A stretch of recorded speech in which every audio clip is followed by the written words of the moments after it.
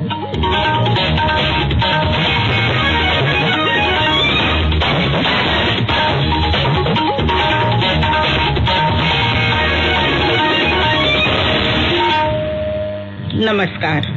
प्रादेशिक समाचार के साथ मैं नीलम कुमार। पहले मुख्य समाचार। केंद्र ने कोविड संक्रमण रोकने के लिए राज्यों को कंटेनमेंट जोन और माइक्रो कंटेनमेंट जोन बनाने तथा जांच में तेजी लाने का दिया निर्देश। राज्य में पिछले 24 घंटे में 873 नए संक्रमित मिले। इनमें 472 सिर्फ रांची के। सक्रिय मरीजों की संख्या बढ़कर 4613 हुई। मधुपुर विधानसभा सीट के लिए 17 अप्रैल को होने वाले उपचुनाव के वास्ते अब 6 उम्मीदवार चुनाव मैदान में। प्रशासनिक तैयारियां पूरी। और सीबीएसई अगले शैक्षणिक सत्र के लिए 9वीं से 12वीं कक्षा तक के पाठ्यक्रम में कोई कटौती नहीं करेगा। अब समाचार विस्तार से।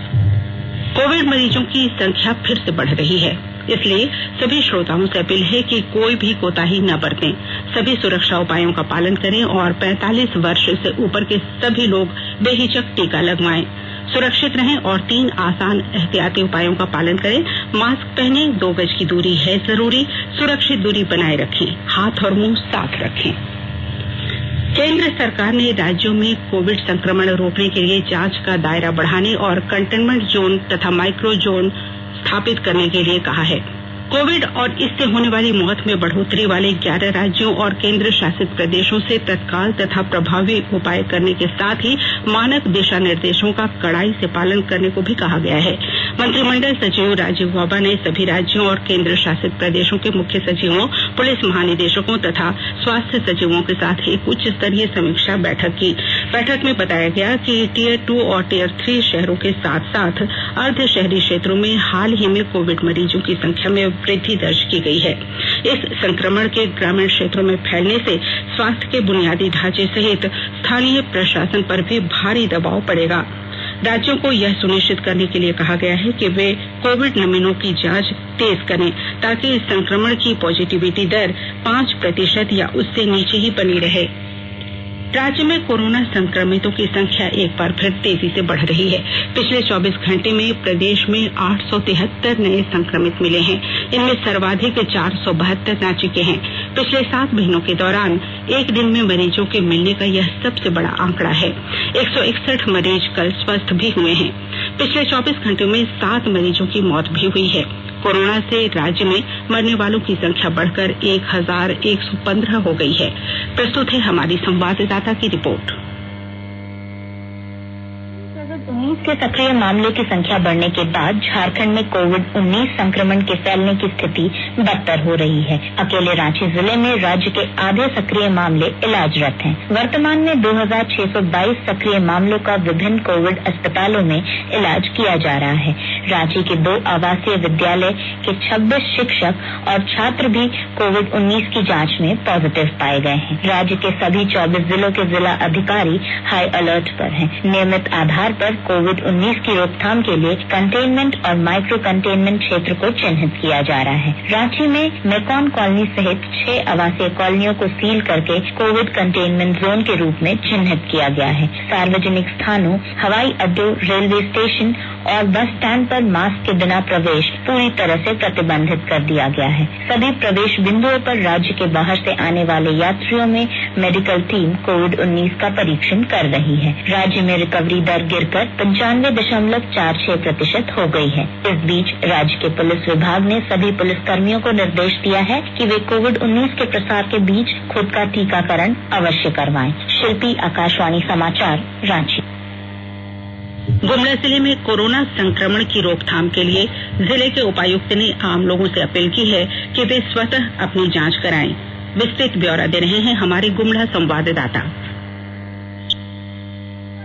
रोकथाम एवं बचाव को लेकर गुमला उपायुक्त शिशिर कुमार सिन्हा ने जिले वासियों से अपील करते हुए कहा है कि गुमला जिला के व्यक्ति जो बाहर से वापस आ रहे हैं वे अपनी सुरक्षा को देखते हुए स्वतः कोविड-19 का जांच कराएं। साथ ही महाराष्ट्र, मध्य प्रदेश, छत्तीसगढ़, दिल्ली, केरल, गुजरात, पश्चिम बंगाल आदि राज्यों से गुमला आने वाले व्यक्तियों के संदर्भ में जिला प्रशासन को सूचित करें। हाट बाजारों में सोशल डिस्टेंसिंग के नियमों का अनुपालन करें और यह सुनिश्चित करें कि क्रेता एवं विक्रेता दोनों मास्क का प्रयोग करें। उपायुक्त ने अपने अपील में कहा है कि विभिन्न प्रकार के सामाजिक समारोहों, उत्सव एवं विवाह आदि में कम से कम लोगों को निमंत्रित करें। इसके अलावा धार्मिक प्रार्थना स्थल, शमशान घाट, कब्रिस्तान आदि स्थलों में भी मास्क का प्रयोग एवं सोशल डिस्टेंसिंग के नियमों का पालन अनिवार्य रूप से किया जाए। आकाशवाणी समाचार, गुमला। देश में 7,30,54,000 से अधिक लोगों को कोविड वैक्सीन की खुराक दी जा चुकी है। स्वास्थ्य मंत्रालय ने बताया है कि पिछले 24 घंटे के दौरान 30,93,000 से अधिक लोगों को वैक्सीन दी गई है। इस बीच देश में कोविड रोगियों के स्वस्थ होने की दर 93.36% हो गई है। पिछले 24 घंटों के दौरान 44,000 से ज्यादा रोगी स्वस्थ हुए हैं। मंत्रालय ने कहा है कि 1,15,00,000 से अधिक लोग इस बीमारी से उबर चुके हैं। फिलहाल देश में 6,58,000 से अधिक संक्रमित लोगों का इलाज चल रहा है। यह आंकड़ा कुल संक्रमित मामलों का मात्र 5.32% है। गढ़वा जिले में विशेष टीकाकरण अभियान के तहत 25,000 लोगों के वैक्सीनेशन का लक्ष्य रखा गया है। विस्तृत ब्यौरा दे रहे हैं हमारे गढ़वा संवाददाता। अभी तक 70,080 लोगों को कोरोना का टीका लगाया जा चुका है। आज से 45 वर्ष से ऊपर के लोगों के लिए विशेष ड्राइव चलाकर टीकाकरण किया जाएगा। इस दौरान 14 अप्रैल तक न्यूनतम 25,000 लोगों को कोरोना का टीका लगाने का लक्ष्य है। बताते चले कि जिले में अभी तक 2,32,375 लोगों को कोविड जांच किया गया, जिसमें 2,842 से केस पॉजिटिव पाए गए थे। इसमें 14 लोगों की मौत हो गई है, जबकि शेष लोग इलाज के बाद स्वस्थ हो चुके हैं। फिलहाल गढ़वा में मात्र 2 सक्रिय मामले हैं। कोरोना संक्रमण को रोकने के लिए जिला प्रशासन एक तरफ जहां सरकारी गाइडलाइन का पालन कराने के प्रति गंभीर हो चुकी है, वहीं दूसरी ओर टीकाकरण की रफ्तार को बढ़ाया जा रहा है। विनोद कुमार पाठक, आकाशवाणी समाचार, गढ़वा। रेल मंत्री पीयूष गोयल ने कोविड महामारी के दौर में पूरी निष्ठा और मेहनत से काम करने तथा कार्य करने के नए कीर्तिमान बनाने के लिए रेल कर्मी परिवार के प्रति आभार व्यक्त किया है। सभी रेल कर्मियों को संबोधित एक पत्र में श्री गोयल ने कहा है कि उनके धैर्य और दृढ़ संकल्प से अभूतपूर्व संकट से उबरने में सफल हुए हैं। रेल मंत्री ने महामारी के दौरान रेल परिवार को हुए नुकसान का जिक्र करते हुए कहा कि इसे कभी नहीं भुलाया जा सकता है। केंद्रीय स्वास्थ्य मंत्री डॉक्टर हर्षवर्धन ने राष्ट्रीय असाध्य रोग नीति 2021 को मंजूरी दे दी है।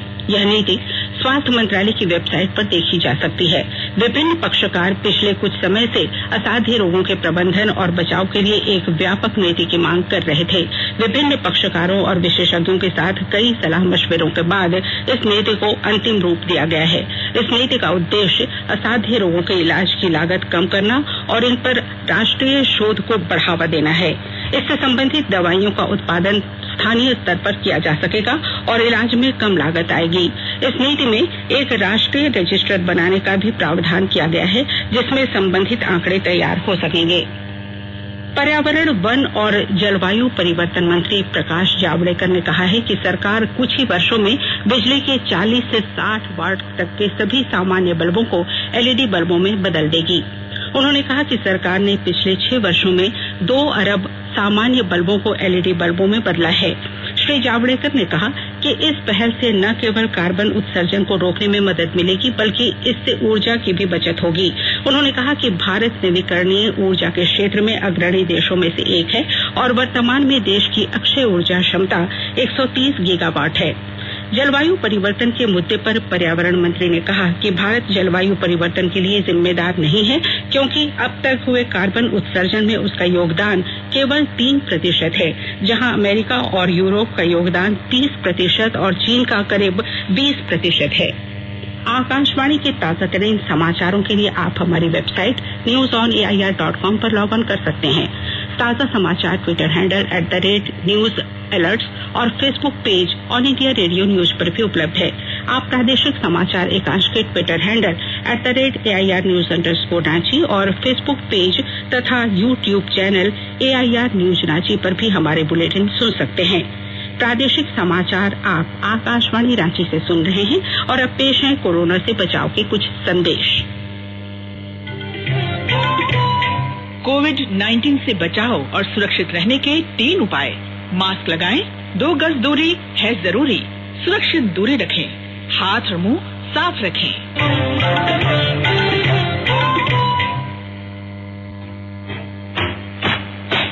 चलो मिलकर एक शुरुआत करें, चलो एक फैसला आज करें, मास्क नहीं तो टोकेंगे, कोरोना को रोकेंगे, चलो एक वादा करते हैं, चलो एक वादा करते हैं, मास्क नहीं तो टोकेंगे, कोरोना को रोकेंगे। भारत सरकार द्वारा जनहित में जारी।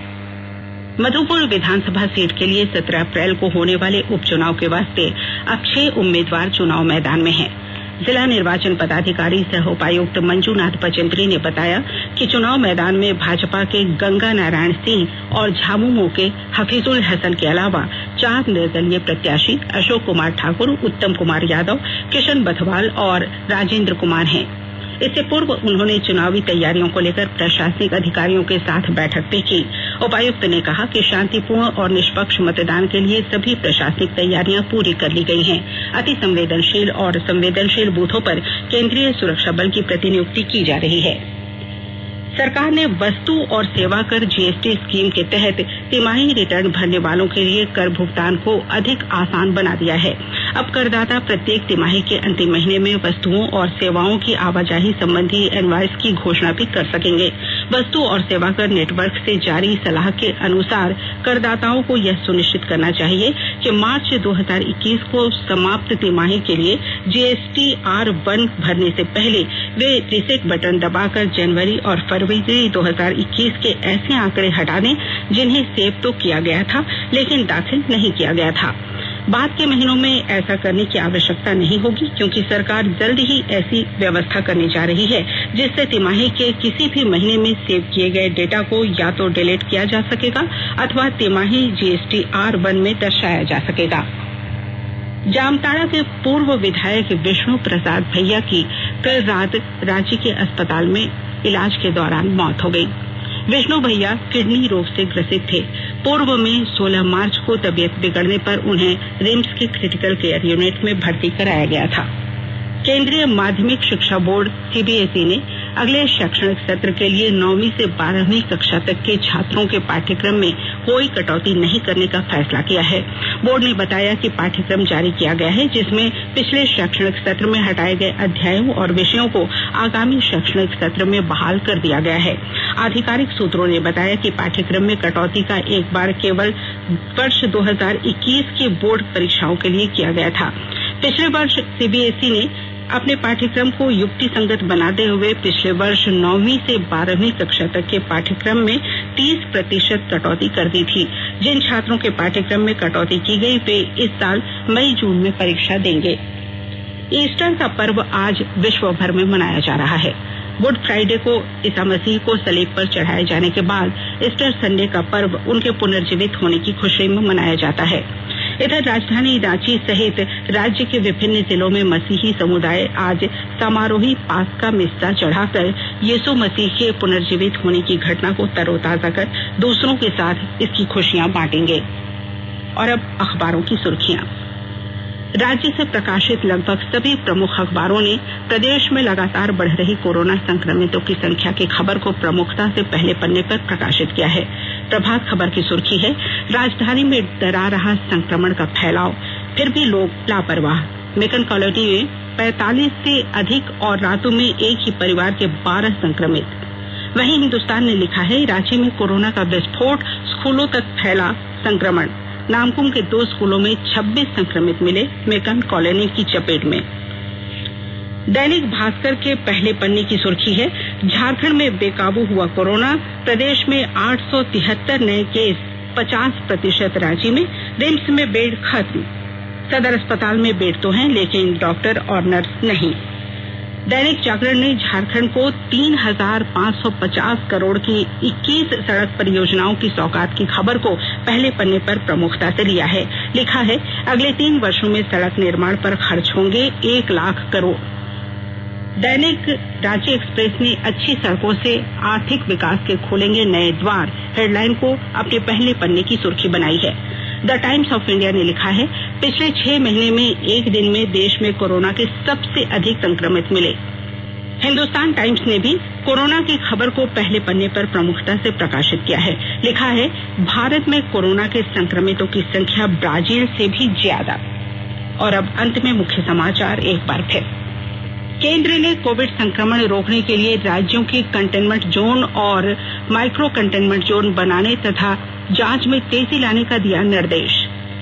राज्य में पिछले 24 घंटे में 873 नए संक्रमित मिले। इनमें 472 सिर्फ रांची के। सक्रिय मरीजों की संख्या बढ़कर 4613 हुई। मधुपुर विधानसभा सीट के लिए 17 अप्रैल को होने वाले उपचुनाव के वास्ते अब 6 उम्मीदवार चुनाव मैदान में। प्रशासनिक तैयारियां पूरी। और सीबीएसई अगले शैक्षणिक सत्र के लिए 9वीं से 12वीं कक्षा तक के पाठ्यक्रम में कोई कटौती नहीं करेगा।